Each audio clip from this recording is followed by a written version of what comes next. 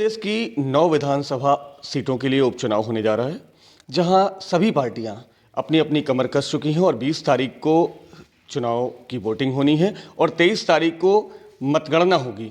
आइए, पत्रकार साथियों के साथ चाय पर चर्चा हुई है, इस पर बात करते हैं कि किस तरीके से कानपुर की सीसामऊ 213 विधानसभा को किस तरीके से देखते हैं। यहां पर एक तरफ प्रत्याशी की बात की जाए तो भारतीय जनता पार्टी ने अपने प्रत्याशी सुरेश अवस्थी जी को मैदान में उतारा है। वहीं समाजवादी पार्टी इंडिया गठबंधन के साथ में लड़ रही है चुनाव, जिसमें कि पूर्व विधायक कह सकते हैं क्योंकि उनको सजा हो चुकी है, उनकी पत्नी नसीम सोलंकी चुनाव में है। समाजवादी पार्टी ने उनको टिकट दिया हुआ है। चुनाव पर चर्चा जो हो रही है, हम उस पर बात करेंगे हमारे पत्रकार साथियों के साथ कि किस तरीके से देख रहे हैं आने वाला जो चुनाव है, आने वाली जो चुनावी गतिविधियां हैं, क्योंकि 24 घंटे बाद मतदान होने जा रहा है।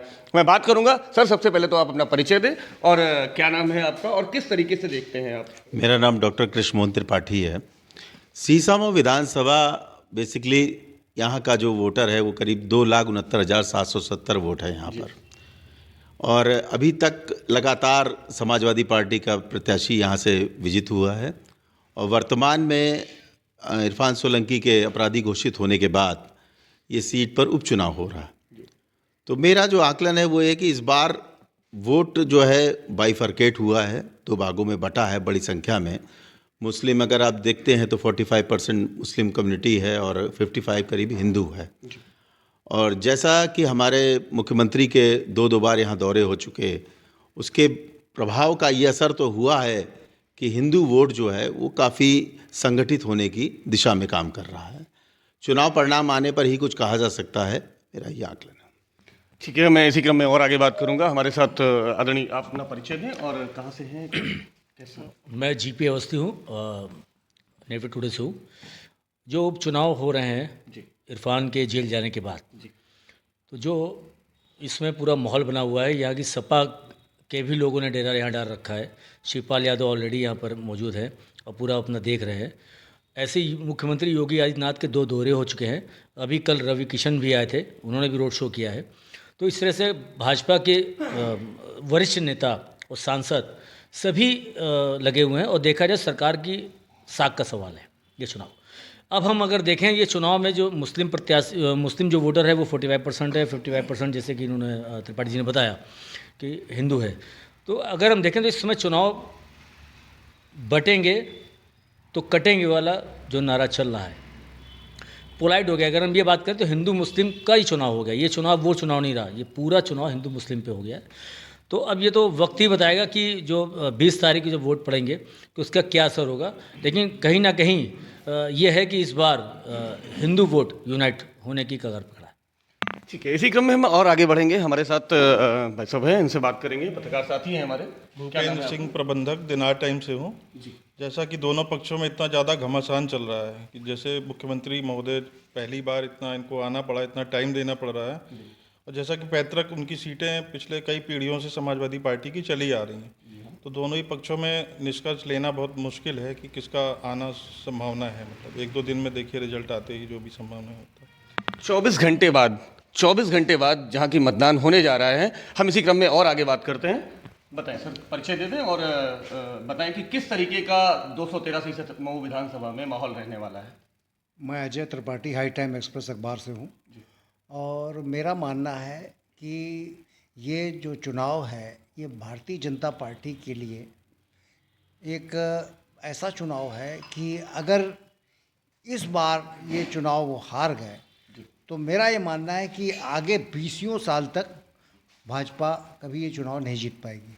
इसलिए भाजपा ने पूरी ताकत अपनी झोंक दी है। मुख्यमंत्री जी का 2 बार 3 बार दौरा हुआ और उससे ये लग रहा है, और जिस हिसाब से जो वोटिंग का परसेंटेज 55% हिंदू वोट है, 45% जो है मुस्लिम वोट है, लेकिन पोलराइजेशन वाली या प्रॉब्लम होती है, वो तो पोलराइजेशन केवल मुस्लिम वोट में होता है और वो बिल्कुल एक मुश्त पड़ता है और हिंदू वोट बटा हुआ है। हालांकि मुख्यमंत्री जी के और जितने भी बड़े भाजपा नेताओं के दौरों से सिनेरियो चेंज हुआ है, लेकिन अभी भी ये नहीं कोई 100% कह सकता कि कौन जीतेगा कौन हारेगा। लेकिन ये चुनाव निश्चित रूप से भारतीय जनता पार्टी के लिए नाक का सवाल है।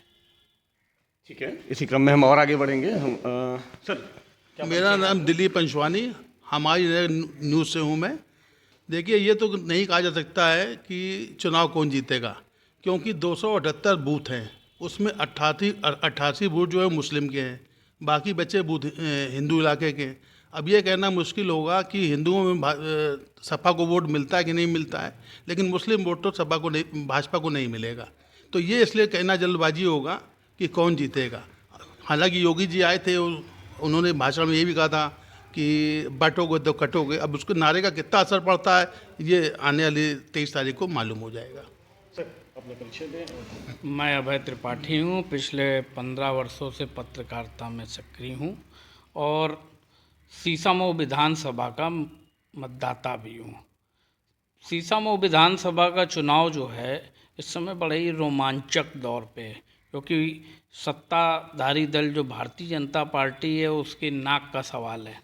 दूसरी तरफ समाजवादी पार्टी है जो प्रमुख विपक्षी पार्टी है, उसने भी अपनी प्रतिष्ठा का प्रश्न बना रखा है और दोनों ही दल और संगठन और उसके लोग इसमें जुटे हुए हैं। वैसे तो सीसामऊ विधानसभा जो है वो कभी भारतीय जनता पार्टी की रही नहीं। जब राम मंदिर की लहर थी उस समय राकेश सोनकर जी लगातार 3 बार जीते थे। उसके बाद से आज तक यहाँ पर भारतीय जनता पार्टी कभी नहीं जीती। लगातार 2 बार कांग्रेस के विधायक रहे और उसके बाद से जब से परसीमन हुआ और परसीमन के बाद से सीसामऊ से समाजवादी पार्टी के इरफान सोलंकी लगातार 3 बार से जीतते चले आ रहे। लेकिन इस बार कुछ स्थितियां बदली और इरफान को एक प्रकरण में सज़ा हुई और जिसके कारण ये सीट रिक्त हो गई और पहली बार इस सीट पे उपचुनाव होने जा रहा है। चूँकि उपचुनाव जो होता है उसे सरकार का चुनाव कहा जाता है, जिसकी सरकार उसका चुनाव। और इस सीट में लगातार क्या नाम है, दोनों ही तरफ से, एक तरफ से मुख्यमंत्री जी आके रोड शो कर चुके हैं, जनसभा कर चुके हैं और काफ़ी संख्या में पूरी हिंदुओं को एकजुट करने के लिए काम हो रहा है। दूसरी तरफ इरफान की जो पत्नी है, जो नसीम सोलंकी चुनाव लड़ रही हैं, वो अपने पति की बेगुनाही को लेके मांग कर रही हैं कि ये न्याय की लड़ाई है, इंसाफ की लड़ाई है और इस लड़ाई को लड़ रहे हैं। चूँकि ये तय है कि पूरा चुनाव हिंदू मुस्लिम बेस पे आ चुका है, लेकिन चूँकि समाजवादी पार्टी का बेस वोट जो है वो हिंदू वोट भी है और कुछ हद तक वो वोट जो है वो समाजवादी पार्टी को मिलेगा। लेकिन समस्या ये आ रही है कि इनके यहाँ जो इंडिया गठबंधन है, उस गठबंधन में कांग्रेस का जो वोट बैंक है, जो मुस्लिम वोटर है, वो तो ट्रांसफ़र हो रहा है, लेकिन जो हिंदू वोटर है अभी तक की हमें नहीं दिखाई दे रहा है कि कांग्रेस का कोई बड़ा नेता ऐसा सक्रिय हो जो अपना Hindu vote bank Samajwadi party के प्रत्याशी को दिला सके। तो ये नुकसान भी दिख रहा है। दूसरी तरफ क्या है कि जो समाजवादी पार्टी का पीडीए है वो भी यहाँ पर मंचविहीन दिखाई दे रहा है, क्योंकि कोई बड़ा नेता अभी तक की पीडीए का, चाहे वो कांग्रेस के प्रदेश अध्यक्ष हों या आप पार्टी के राज्यसभा हों, संजय सिंह हों, कोई भी अभी तक कोई प्रचार प्रसार ऐसा करने नहीं आया है। दूसरी तरफ भारतीय जनता पार्टी ने इस बार चूँकि हिंदू जो है वो जातियों में ना बंटने पाए, इसलिए बड़ी देर बहुत ज़ोर शोर से एक नारा चल रहा है कि बटोगे तो कटोगे, बटोगे तो कटोगे, जो काफ़ी लोकप्रिय हो चुका है। अब उसका कितना असर चुनाव में दिखेगा ये तो हम लोग वोटिंग के बाद बता सकेंगे, लेकिन लगातार हम लोग चुनाव को कवरेज कर रहे हैं, रैलियां देख रहे हैं, उत्साह देख रहे हैं, तो इसलिए सीसामऊ विधानसभा में दोनों ही दलों में कांटे की टक्कर बनी हुई है और ये निश्चित है कि जो भी चुनाव परिणाम होगा वो बहुत ही आसपास होगा। जीत और हार कोई बहुत लंबी नहीं होने जा रही है। ठीक है, इसी क्रम में हम और आगे बढ़ेंगे। अपना परिचय दें। और मैं संजय मौर्य विगत 25 वर्षों से पत्रकारिता क्षेत्र में हूं और इस समय दैनिक दी ग्राम टुडे का ब्यूरो चीफ हूँ। मैं आपको बता दूं, जो चुनाव है, इस बार का चुनाव एक अलग टाइप का चुनाव होने जा रहा है। अगर हम आंकड़ों की बात करें तो आंकड़े 45% और 55% की बात है।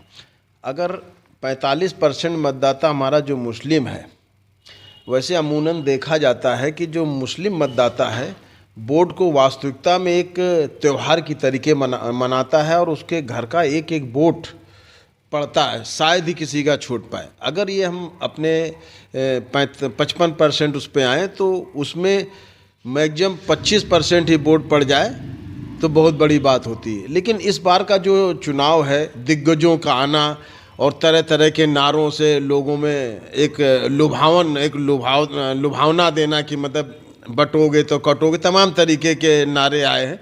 तो इससे लोगों को एकजुट करने की कोशिश की गई है। लेकिन वो नारे कितना जोड़ पाएंगे, नहीं जोड़ पाएंगे, ये तो 20 तारीख को जब वोटिंग होगी तभी इसका पता चल पाएगा। एक अहम बात आपको बता दूं कि ये जो है तीसरा उपचुनाव होने जा रहा है कानपुर शहर का। इसके पहले 2 उपचुनाव और हो चुके हैं।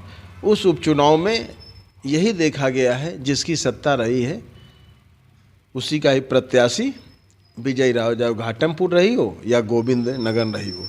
अब ये तीसरी हो। लेकिन ये जो सीसामऊ विधानसभा है ये अन्य विधानसभा से अलग है, तो ये नियम यहाँ लागू नहीं होता है। एक आपने उदाहरण आपको बताया, यहाँ पे ऐसा लागू होने वाला नहीं है। अगर जिस हिसाब से 45% वोटर उनके ठीक ठाक सही वोटिंग हुई उनकी, और हिंदू लोगों ने भी ठीक से जो 55% वोटर एकजुट होके, जिसमें दलित वर्ग का भी जो है हमारे ख्याल से 20 से 25% के लमसम उनका योगदान है, तो उनकी भी जो है प्रमुख भूमिका रहेगी। अब ये देखना होगा कि वो जो है उनको कौन लुभावने में, मतलब किस तरीके प्रलोभन में, किस तरीके से अपने पास खींचने में ला सकता है, ये देखने वाली बात होगी। अगर वो वोटर जिस तरफ जाएगा वो निर्णायक वोटर की भूमिका में रहेगा। अगर उसका मैक्सिमम वोटर जिधर भी जाएगा, जिधर वोटिंग करेगा, तो हमें लगता है कि वही जो है कुछ निर्णायक में कुछ बदल सकता है। लेकिन अभी ये खुल के बता देना कि जो है हमारा बीजेपी के प्रत्याशी को जीत रहे हैं या सपा के जीत रहे हैं या बसपा का कोई प्रत्याशी, ये अभी कह पाना मुश्किल है। लेकिन ये है कि जो लड़ाई है, मतलब अच्छी लड़ाई आपको दिखाई देगी। लगेगा वास्तविकता में सीसामऊ विधानसभा में चुनाव हो रहा है, ऐसा लगेगा। और जो जीत हार का मार्जिन रहेगा बहुत ज़्यादा होने वाला नहीं है, ऐसा हमारा मानना है। इस चुनावी परिदृश्य पर हम लोग चाय पर चर्चा कर रहे थे। चाय पर चर्चा करते हुए हमारे सभी वरिष्ठ पत्रकार साथी हमारे साथ थे और उन्होंने अपनी अपनी बातें बखूबी विधानसभा में किस तरीके से चुनाव है, किस तरीके से प्रत्याशी अपनी कन्वेंसिंग कर रहे हैं, किस तरीके से शीर्षस्थ नेता हर एक पार्टी के किस प्रकार से पहुंच रहे हैं। जहां एक तरफ बात हुई कि पीडीए गठबंधन की, कि कांग्रेस जो है उनके बड़े दिग्गज नेता इस मंच से, यानी अगर सीसामऊ क्षेत्र की अगर बात की जाए तो उससे कहीं नदारद दिखे तो खासा कहीं ना कहीं फ़ायदा भी दिखता हुआ नज़र आ रहा है, तो कहीं नुकसान भी दिखता हुआ नज़र आ रहा है। मिश्रित क्षेत्र की आबादी का चुनाव है। मुस्लिम मतदाता, हिंदू मतदाता, दलित और सारे वर्ग इसमें सम्मिलित हैं। और पीछे अभी ये भी बात हुई कि 2 बार उपचुनाव भी हुए हैं। 2 बार जो सरकार है, जिसकी सरकार होती है उसी का उपचुनाव भी कहा जाता है। तो तीसरी बार इस बार चुनाव भी है। उपचुनाव जो अगर कहा जाए तो उपचुनाव तीसरी बार का है। और यहाँ पर सीसामऊ कुछ अलग दिखाने वाला है, अलग करने वाला है। क्या होगा, हम लोग बने रहेंगे चुनाव परिचर्चा के साथ में। कल हम लोग मतदान करेंगे और सभी से निवेदन रहेगा कि सबसे पहले मतदान, उसके बाद जलपान। जो हमारा उद्देश्य होना चाहिए, मतदान हमारा मौलिक अधिकार है, इसको राष्ट्रहित में अवश्य करें। कैमरामैन अमित के साथ मैं पंकज अवस्थी, कानपुर।